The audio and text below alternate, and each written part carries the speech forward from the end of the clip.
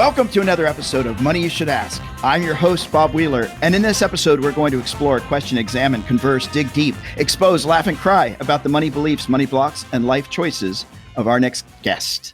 Turn up the volume, listen, learn, and laugh. I'd like to thank our sponsor, The Money Nerve, a financial resource that helps you have a healthier relationship with money. Do you feel shame around your past financial decisions? Do you feel alone in your financial struggles? Do you self-sabotage your potential financial successes? Do you keep making the same choices, expecting different results?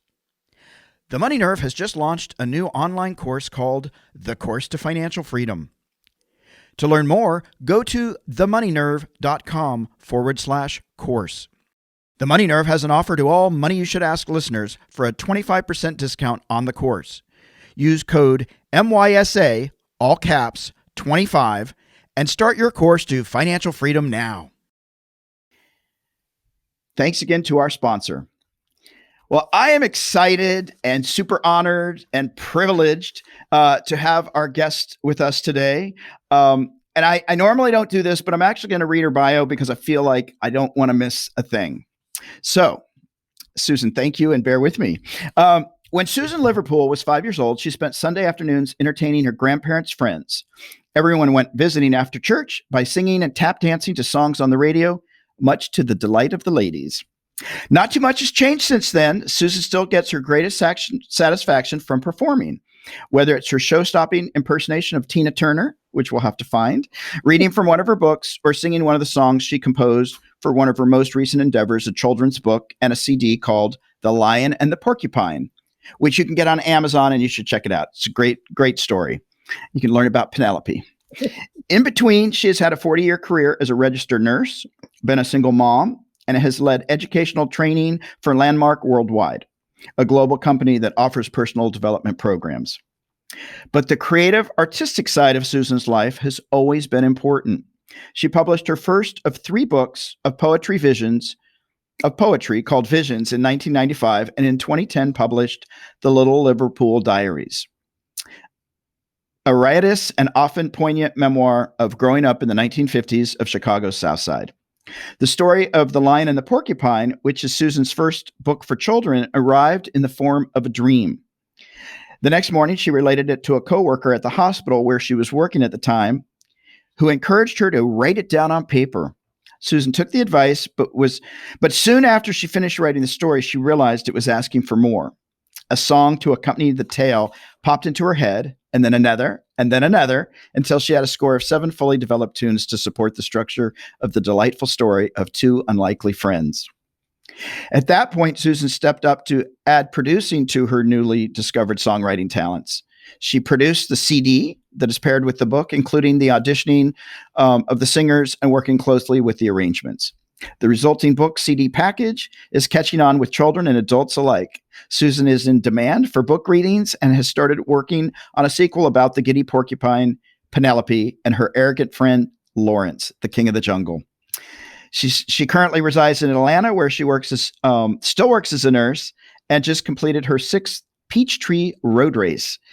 And she has a grown son, Jason, who lives in Chicago. So, Susan, like I told you, it's so great to have you here. Thank you. It is so great. I knew we were going to, well, I didn't know if you were going to like me, but the minute I got your package, I got really excited. I got these wonderful, so I'm going to show these. This is the CD.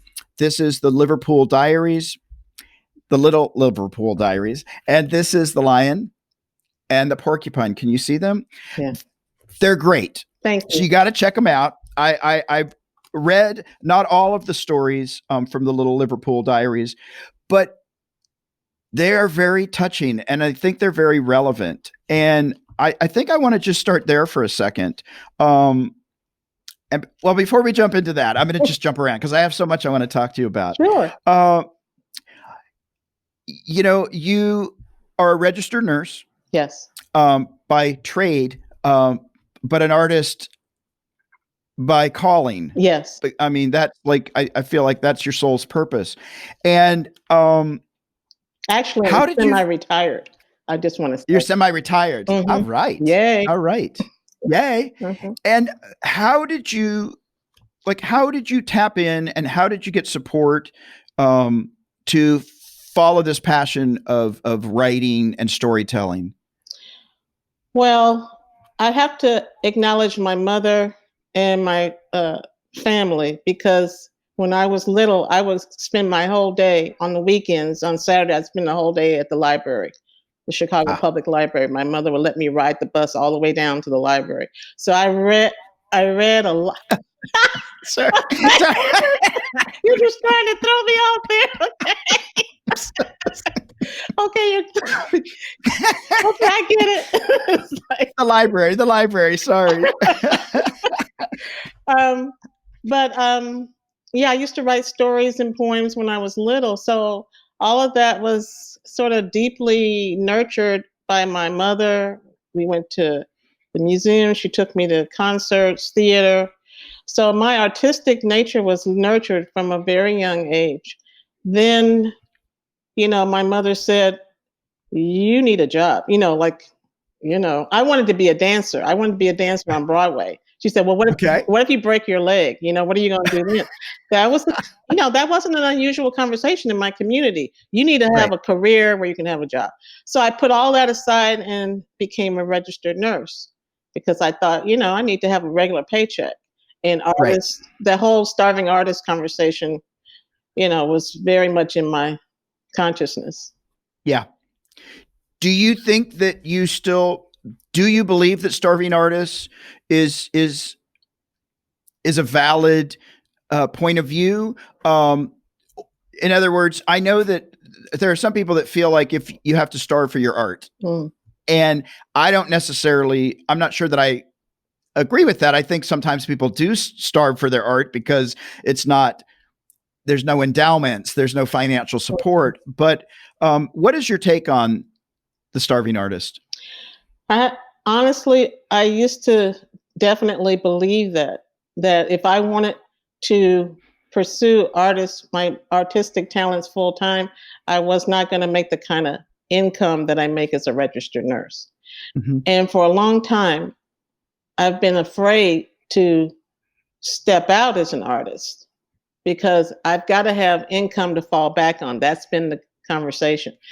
Mm-hmm. So, and I haven't really honestly made a lot of money with the books and the music. But I also, if I'm honest, haven't really challenged myself to grow my community of support so that I could be, further out there as an artist. That's something that I'm dealing with now, because when people are aware of my work, they love it, Yeah. and kids love the Lion and the Porcupine. I get videos where kids are dancing to the music. So there's been a challenge for me to break through and just be willing to be out there more. Yeah. Yeah. What do you think the biggest, and I think this is true for a lot of people, whether they're artists or whatever their passion is, there's this fear of giving voice to it. There's this fear of stepping up and saying, this is a piece of my soul. I'm going to be vulnerable. And I mean, maybe that's part of it, but like, this is a gift I want to bring to the world. Mm-hmm. And then what keeps you from, what is it for you that says, I want to bring my voice, but like, what might happen if you bring your voice fully? Well, at first it was, people may not like my work. Right. But I don't have any evidence that people don't like my work, so I can't use that excuse anymore. Right. Okay. Then it's like, well, if I just had an agent or somebody who could partner with me to help me get my work out there, make the right kind of contacts. It seems like, oh, if I just knew somebody, because what people say and what I say is that my work belongs on the stage, and I have performed my work on the stage.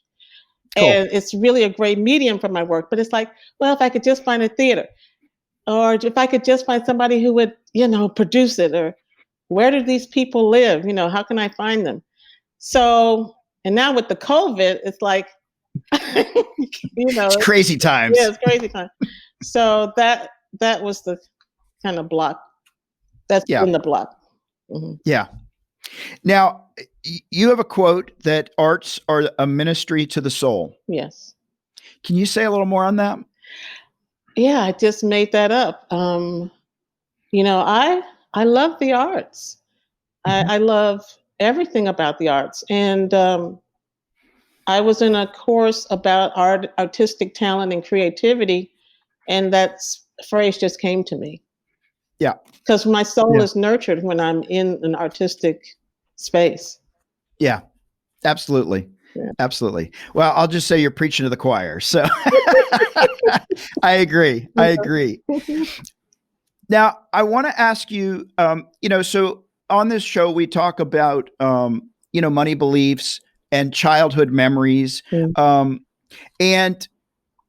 in reading the Little Liverpool Diaries, I get a sense that I don't know about income, which I'm going to be curious about. Yeah. But I get a sense that you had a very strong support system within your family. Yeah. And that you were held accountable, and that like your grandmother was a very strong influence about how to navigate through the world. Especially as a little girl of color growing up in a place where the world isn't so welcoming. Right. Yeah. Can you tell me just tell me a little bit about your childhood and what you remember about money, about finance, and like what were the values that were placed or brought to you that you remember? Well, I remember not worrying about money. Mm-hmm. But if I wanted something from the store, like I used to love Hostess Twinkies. Cool. And my mother would give me enough money to go to the store to buy what she had on the list. Right. I don't know how she did it, but she was a teacher. But she wouldn't give me a penny over including tax. And I don't know how she knew that. So I decided, my grandparents lived upstairs. My mother and I lived downstairs. So I decided if I needed Hostess Twinkies, I was going to have to go upstairs and go through my grandmother's pocketbook and get a quarter or a dime. Because back then, a Hostess Twinkie was like 10 cents. Right. So I'm a thief. I was a thief. Well, I was just going to ask if it was a loan. No, it wasn't a loan. It wasn't a loan. I wanted Hostess Twinkies, and if I was going to get Hostess Twinkies, I was going to have to take money out of her pocketbook to get it. Because my mother, courtesy of grandma, courtesy of my grandmother. So I kind of grew up not worried about money, not thinking much about it, but I did have that little. If I want it, I'm going to figure out a way to get it. Yeah. Do you think your grandma ever knew that the 25 cents went missing?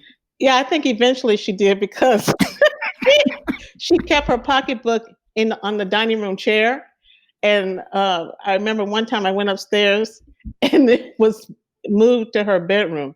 So I said, okay. Oh. And, it's going to take a lot more to go through the dining room, down the hall to the bedroom. It's like, That's hilarious. Oh man. And do you remember anything that your mom or your grandparents ever imparted to you about money, or save it, or like what were the mantras that you remember? Save, save, save. My grandparents were real, and my mother were extraordinary. My mother was really, when she passed away, she donated $20,000 to the United Negro College Fund. Wow. We didn't even know she had that kind of extra. What? Why didn't you give it to me? So she instilled save, save, save. My grandparents owned the building that we lived in.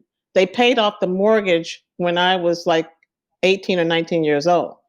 That they, really, but the time that I realized that money was important was when I turned 13, and my mother said, "Well, if you want extra money, you're going to have to get a job."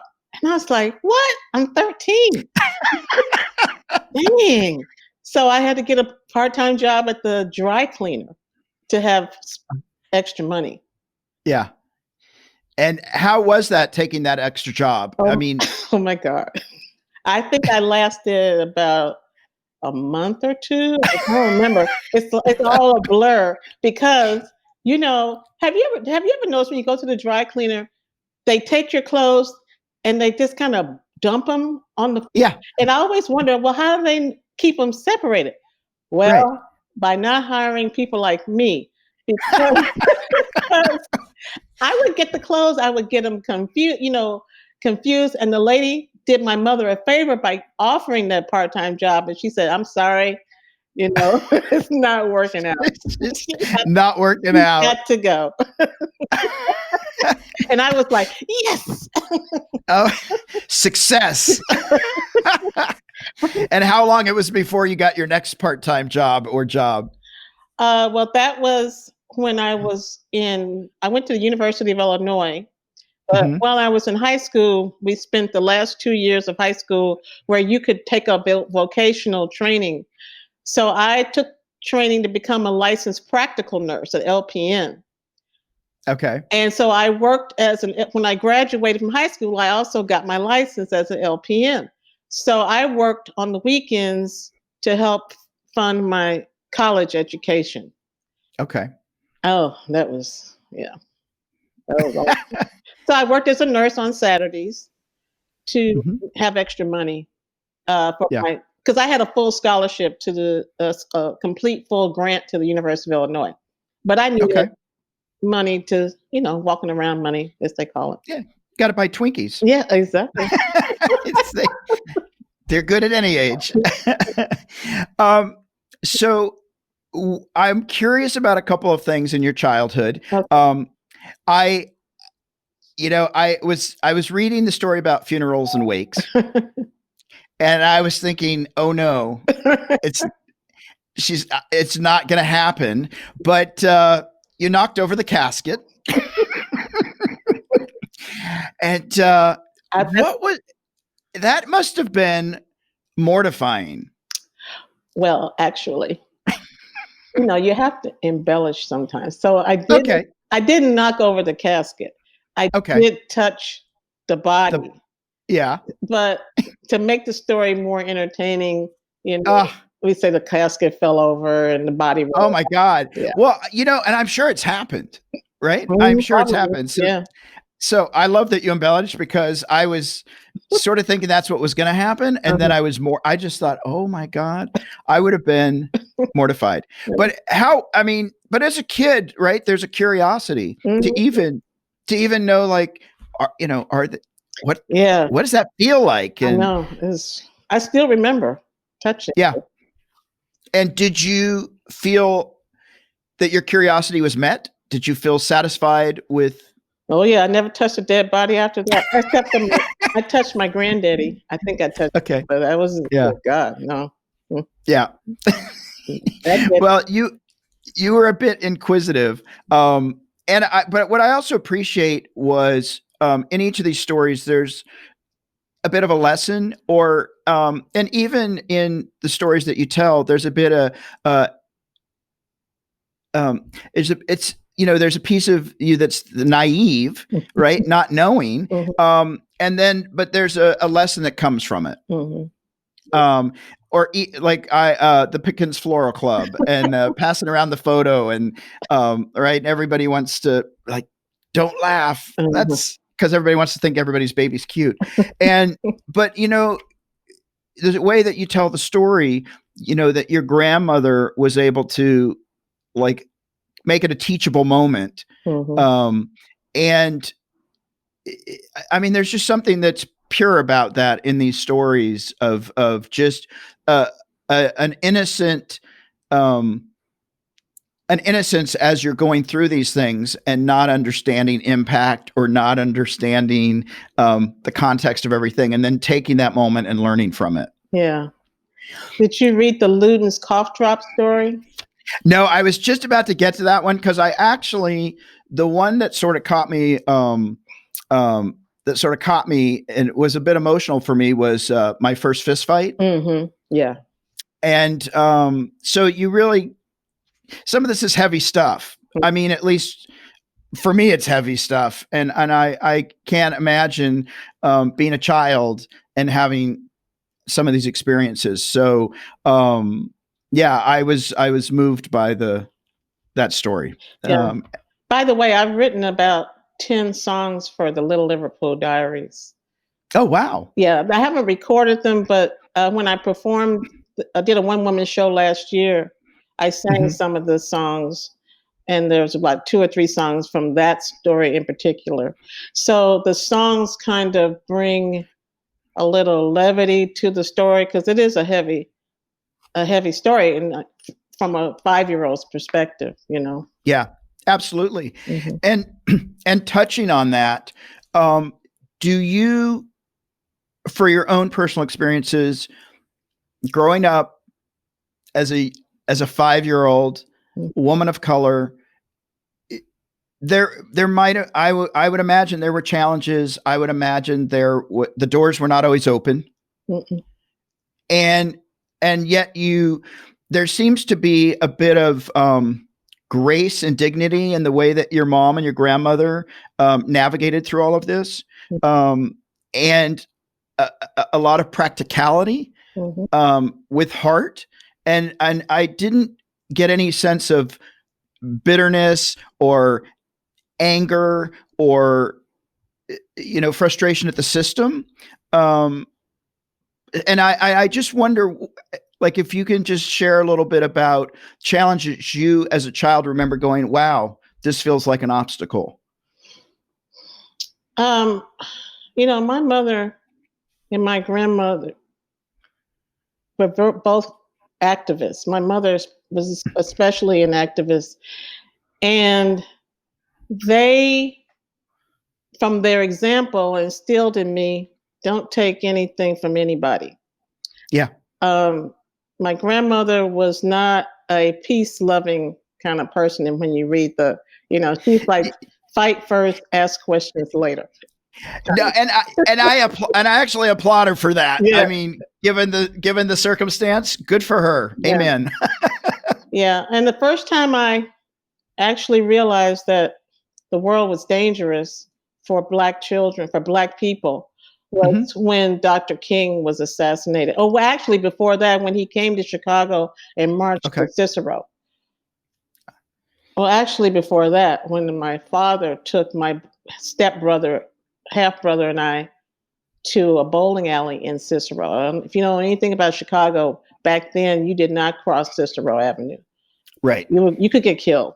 So he took Right. us to a bowling alley in Cicero, and we were only Black people in there. And you could hear a pin drop in a bowling alley. It was like, and people's mouths dropped open. It was like, and I even though I was like 12 or something, I knew he shouldn't have brought us here.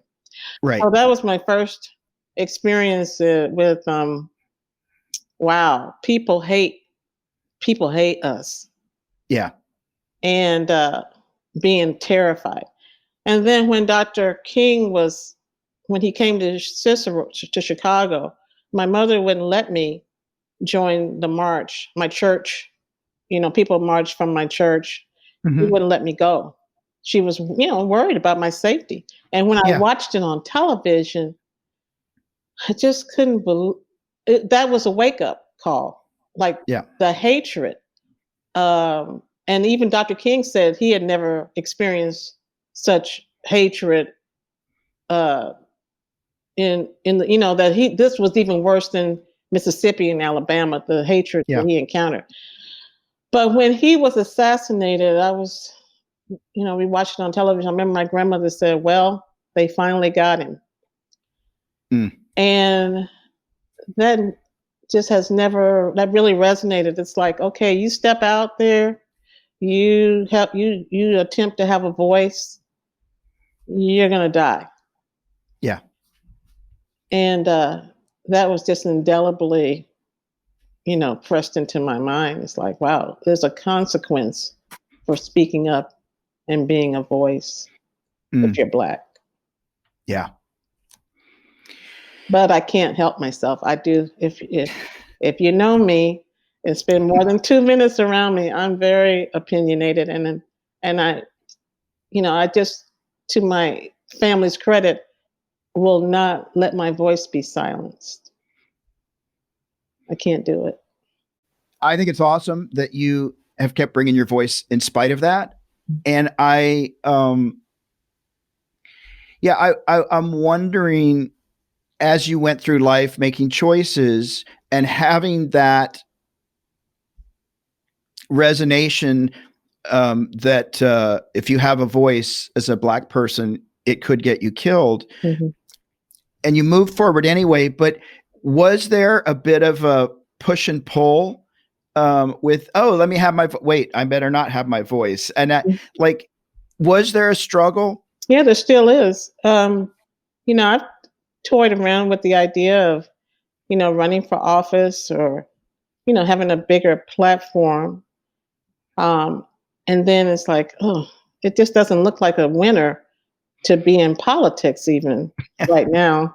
I mean, not so much for my physical safety as how do you get above I don't know, there's so much inauthenticity and bull crap that you have to, scream to be heard above.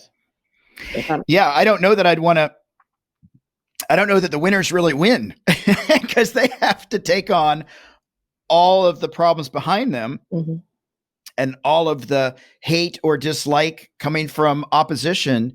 Yeah, no, thank you. Mm-hmm. No, thank you. I think I'd rather go sing a song or write a book and tap into that. Well, I think that's one of the greatest gifts that artists have is if you become successful enough to have a platform, then you have a place to speak where people can hear you. And the song that I sent you, I actually made a video about that in terms of my political views about it. So, and that's also a great song that you can get on Amazon and iHeartRadio. Yeah, on iTunes too. You can get it on iTunes. Okay, I always called it iTunes, and then now they call it Apple Music or something, and technology keeps leaving me behind. So, yeah, I'm technology challenged. Yeah, me too. When you say that if people spend a little bit of time with you, they're going to know that you're not going to stay silent, that you're going to have your voice. Mm-hmm. What's the driving force behind that? Somewhere in you, there's something that says, get up and have a voice, keep showing up, write this book, write this song. Can you share a little bit about that inner voice that might talk to you or get you to the pep rally of your life? Well, it started with being young, and my mother would have people come over, and there would be political conversations. And I remember my mother had a friend who would come over, and he would just be the loudest person in the room. People would have to start a song to shut him up, And of course, my grandmother was that way too. My granddaddy was kind of like the silent type, but my grandmother was like, she didn't, oh no, that doesn't, she up and out, no filter, a lot of times no filter at all. My mother tried to train me to have a filter, don't have a little filter. Have a little filter. But, she was just as bold and outspoken as they would have more in common than they would want to admit. But, so it just hasn't been a question about, am I, going to listen to that inner voice and say what's there for me to say. Mm-hmm. I don't know if I'm answering your question or not. Yeah. No, absolutely. Mm-hmm. Do you think, you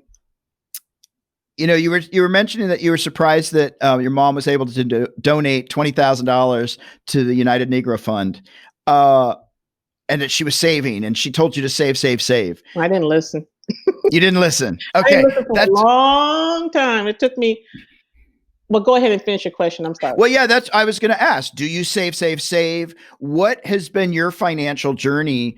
And in that balance of being a nurse to have the income, Mhm. to being the artist and the poet and the songwriter, like what has been your financial journey of surviving or thriving? Mhm. Yeah, most of my life has been about surviving. Um, you know, I was like, "Oh, my mother, she's so uptight. She's so controlling." You know, I don't need to, I knew I should save, but I was determined not to be like my mother. I'm just not going to be like you. So controlling. My goodness, you never have any fun.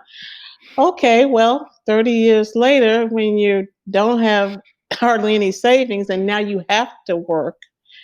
Um, so somewhere in the last 10, 12 years, I realized if I don't, I'm not going to be able to work till like, do you want to work till you drop dead?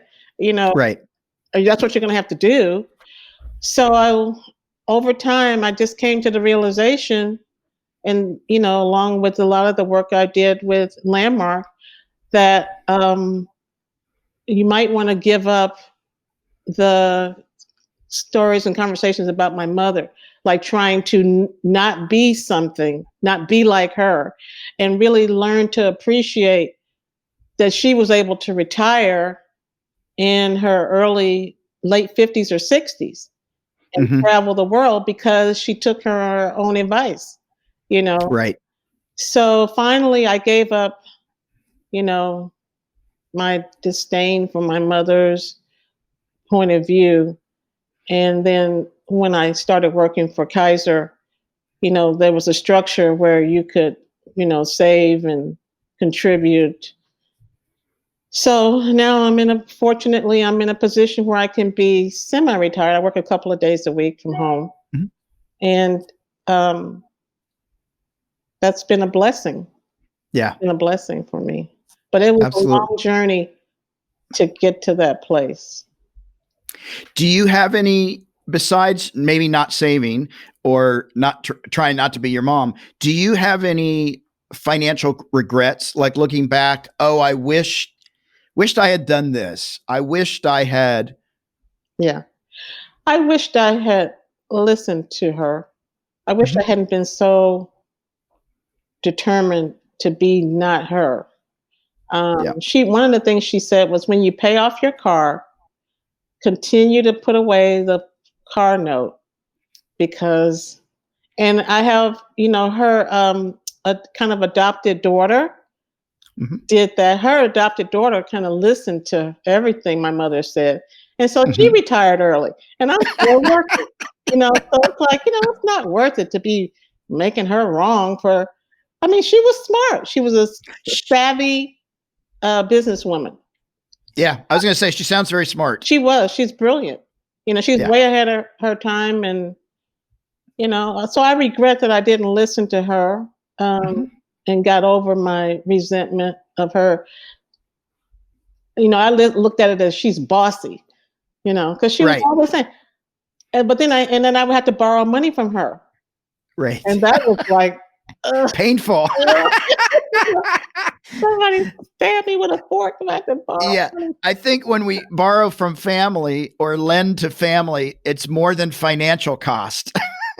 Yeah, The emotional toll can be 10 times the amount of interest that you pay. yeah, yeah. Yeah. Yeah. What would you say to young people out there, especially young women of color, Hmm. who want to be an artist, who want to have their voice, um, who want to bring their gifts to the world? What advice would you give to a young woman knowing what you know? Yeah.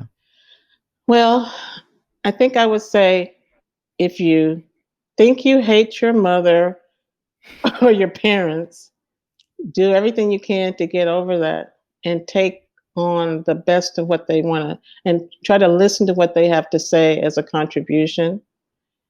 And don't let the negative voices that say you'll never be able to do that, or that's going to be hard. Don't let those voices overtake you. And then your own voice. I find that my own voice saying, "Oh, don't even bother, you can't do that," was more of an obstacle than anybody who said anything. People have just always supported me and loved me and encouraged me to pursue being an artist. It's been my internal conversation that's gotten in the way. And if I were talking to a young person, I would say, whenever that internal voice starts to overtake you, call somebody who knows who you are, who loves you, and listen to them, because listening to that internal voice is like walking down a dark alley. Yeah. Chicago has lots of alleys. And it's Yeah. like, don't go down that alley. Don't go down the alley. Mm-hmm. And what would you say to them about saving or or financially, what should they do in order, because I love all that you just said was awesome. Mm-hmm. And then how can they temper that with the financial piece? Yeah. I would say you please try to save your money. Mhm. Save your money, but then I think, well, I didn't listen to my mother. So you hear my hesitation, because it's like, well, would they even listen to me? But if I had to say one thing, it's like, I don't care if you save $1 a day, or find someone who's good with money and have them help you figure out a way to save in a way that you don't have to rely on yourself to put the money away. Yeah.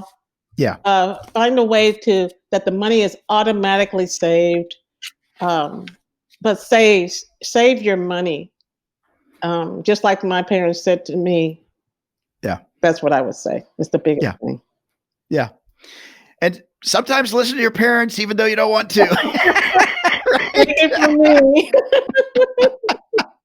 Sometimes they know a couple things that we don't. Yeah. Thank God I woke up. Yeah. No, absolutely. Well, I'm going to ask you this final question.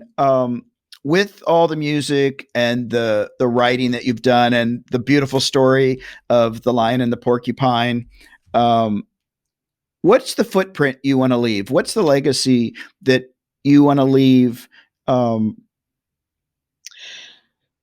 the legacy with the Little Liverpool Diaries is that as African American people, we have so much to be proud of. Mm-hmm. Not every story that we have to tell is a tragedy. We have a lot of stories that are such a contribution to everybody. Yeah. So the legacy of that book is, wow, the fun and the joy and the blessing of having, every person, no matter what happened in your childhood, there's something you can find from that story that would be a contribution to someone. Yeah. And then with the Lion and the Porcupine, I think the legacy is that you don't have to go to songwriting school to become a songwriter. You don't have to, I never thought I'm not a children's book writer. I don't know anything about writing a children's book. This story came to me in a dream. So for artists understand what I'm saying. You channel this stuff, and the greatness of an artist is, are you willing to listen to what's being channeled to you? Yeah. And I think the legacy of the Lion and the Porcupine is, when a great idea comes to you, follow it, because it came to you for a reason. Yeah. Did that answer your question? It does. What I really hear from that is listen to your dreams. Yeah. Like, listen to your dreams and follow them.